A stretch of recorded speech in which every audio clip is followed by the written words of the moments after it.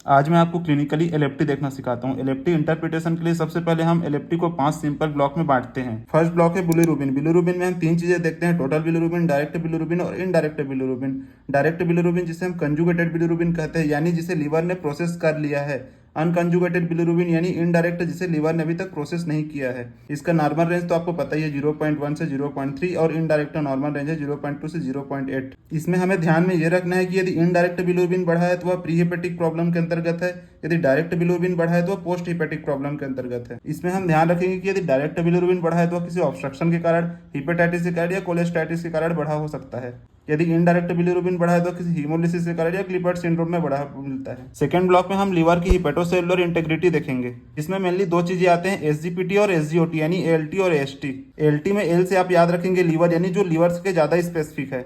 SGOT जो liver specific होने के साथ या हार्ट और मसल स्पेसिफिक भी होता है।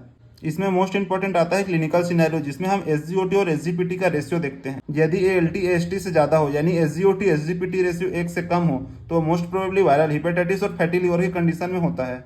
यदि एएसटी एएलटी से ज्यादा हो, यानी एसजीओटी एसजीपीटी रेशियो 1 से ज्यादा हो, तो most probably alcoholic liver disease में देखने को मिलता है। बट यदि इसका इंडिविजुअल रेशियो 1000 से ज्यादा हो तो वह एक्यूट सीवियर हेपेटाइटिस में देखने को मिलता है। थर्ड ब्लॉक में हम देखेंगे एल्कलाइन फॉस्फेट्स और जीजीटी। एल्कलाइन फॉस्फेट किसी भी प्रकार का ऑब्स्ट्रक्शन बताता है जो बिलियरी या बोन रिलेटेड हो सकता है। जीजीटी जो लीवर स्पेसिफिक होती है, यदि इसका रेंज 2 गुना से ज्यादा बढ़ जाए तभी हम इसे सिग्निफिकेंट मानते हैं। यदि इंडिविजुअल एल्कलाइन फॉस्फेट बढ़ा हुआ होता है तो मोस्ट प्रोबेबली वह बोन प्रॉब्लम की वजह से, एंड एल्कलाइन फॉस्फेट के साथ यदि जीजीटी बढ़ा हुआ होता है तो मोस्ट प्रोबेबली वह लिवर बिलियरी ऑब्स्ट्रक्शन के कारण होती है। बट यदि जीजीटी बढ़ा हुआ होता है और एल्कलाइन फॉस्फेट भी बढ़ा हुआ होता है किंतु जीजीटी का रेशियो ज्यादा हो, तो वह मोस्ट प्रोबेबली अल्कोहल कंजम्पशन की वजह से होता है, जिसे हम एक्यूट लिवर डिजीज के अंतर्गत देखते हैं। एंड फोर्थ ब्लॉक में हम देखते हैं एल्बुमिन और पीटीआईएनआर। एल्बुमिन सिग्निफिकेंट होता है क्रोनिक लिवर डिजीज में और पीटीआईएनआर सिग्निफिकेंट होता है कोआगुलेशन फैक्टर सिंथेसिस में। यदि एल्बुमिन का रेंज कम हो जाए तो वह सिरोसिस क्रोनिक हेपेटाइटिस की कंडीशन में, यदि पीटीआईएनआर का रेंज बढ़ जाए तो सीवियर सिंथेटिक फेलियर में देखने को मिलता है। एंड 5वें ब्लॉक में हम अमोनिया देखेंगे, जो रेयरली रिवल फेलियर की कंडीशन में बढ़ा देखने को मिलता है। इसका समरी हम इस प्रकार से देख सकते हैं: यदि इनडायरेक्ट बिलिरुबिन बढ़ा हुआ है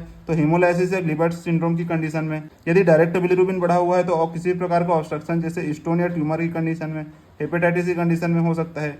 एलटी एसटी से ज़्यादा हो, दोनों बढ़ा हुआ हो तो वायरल हेपेटाइटिस की कंडीशन में, जिसका रेशियो 1 से कम होता है।